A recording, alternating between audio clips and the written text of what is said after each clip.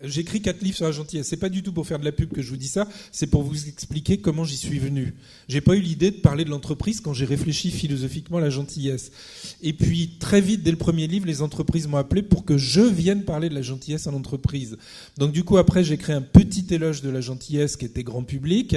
Et le 3e livre, c'est l'éloge de la gentillesse en entreprise, où je conçois l'entreprise. C'est pas un livre où j'ai plaqué la gentillesse sur l'entreprise pour me faire mousser. C'est vraiment une réflexion sur ce que c'est que l'entreprise. Et c'est pour ça que je suis d'accord avec ce qui a été dit tout à l'heure. Je pense que l'entreprise, moi je pense que le pouvoir politique est mort. On est passé dans des mondes qui d'abord ont inventé la religion, ce qui en latin veut dire religere, relier, puis la guerre, pour séparer ceux qui sont reliés par les dieux. Ça, il y en a eu dans le polythéisme et dans l'animisme et dans tout ce qu'on veut. Et après, on a inventé le pouvoir politique. Et je pense que le pouvoir politique est mort. Il est en train de décliner. D'ailleurs, regardez l'abstentionnisme, prouve bien ça. L'impuissance des hommes politiques. Je pourrais prendre des exemples de nos ministres et de nos présidents pour montrer qu'ils n'ont aucun pouvoir et qu'ils l'avouent. Et je pense que le nouveau pouvoir politique, entre guillemets, c'est l'entreprise. Mais elle doit comprendre qu'elle a 2 finalités. Le premier but, c'est de produire de la richesse, et le deuxième but, c'est de produire de la sociabilité. Et évidemment, l'idéal que j'essaye d'expliquer dans le livre, c'est que l'économie solidaire, c'est pas une marginalité de l'économie. C'est pas une entreprise qu'on crée uniquement pour récupérer les boiteux, les exclus, les clochards.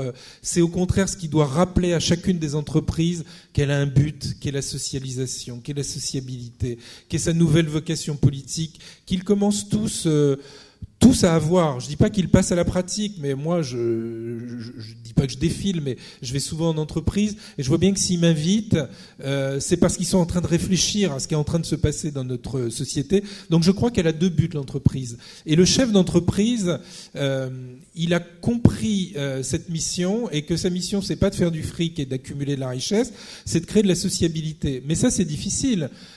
Si je prends l'exemple de l'ancien patron d'Orange, qui s'appelait pas Orange, vous vous rappelez du nom de la boîte avant, qui est en procès en ce moment. Il y a eu 19 morts de gens qui se sont suicidés au moment où ils voulaient justement réformer France Télécom.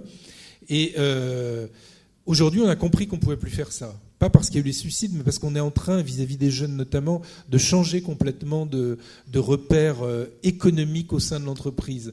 Et donc je dirais que le chef d'entreprise, c'est vraiment cet homme qui doit penser que l'économie est désormais un moyen de sociabilité. Ça veut dire qu'il ne doit pas penser l'entreprise comme une réalité offshore, coupée de la société. C'est au contraire quelque chose qui doit être un modèle de sociabilité. On doit y aller sans avoir mal au ventre, sans être dans le burn-out, le bore-out ou le brown-out. Il y a 3 catégories anglaises pour désigner les angoisses, les pathologies, les crises qui se produisent chez les salariés.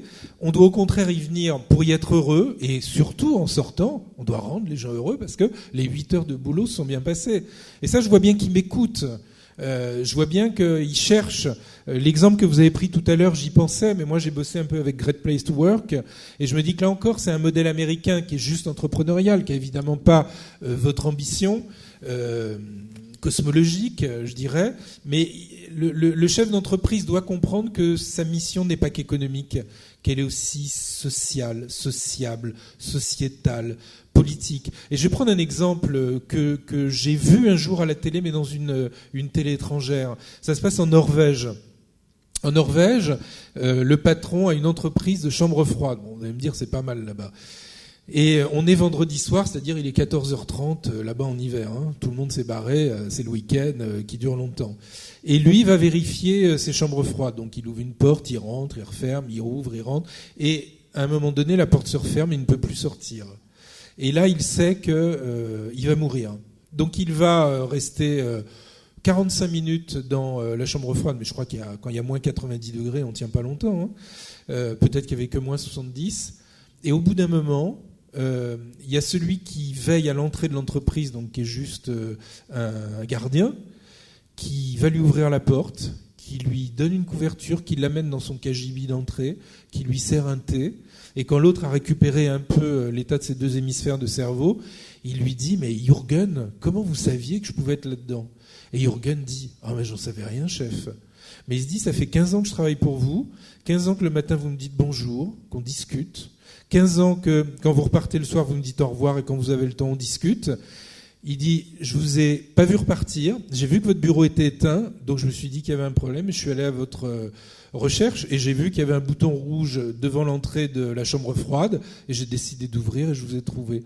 Elle est là, la morale de l'entreprise. Et je pense que Carlos Ghosn, il aurait dû voir cette petite émission.